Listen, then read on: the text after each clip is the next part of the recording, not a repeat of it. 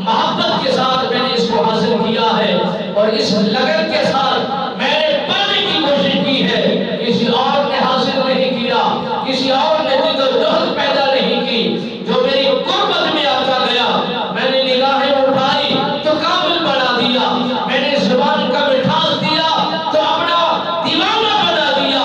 اور جو میری قربت میں رہا اور جو میری رفاقت میں رہا پھر کسی اور کی قربت میں بسیرا نہ کر سکا اور اس کا ٹھکانہ نہ بن سکا اور اس کی قربت میں اپنی زندگی کو بسر نہیں کر سکا.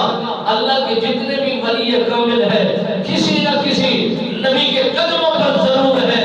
شیخ عبد القادر جیلانی فرماتے ہیں میں حسنی بھی ہوں, میں حسینی بھی ہوں, میرا فیض حسن امام حسن سے بھی آتا ہے, میرا فیض امام حسین سے بھی آتا ہے.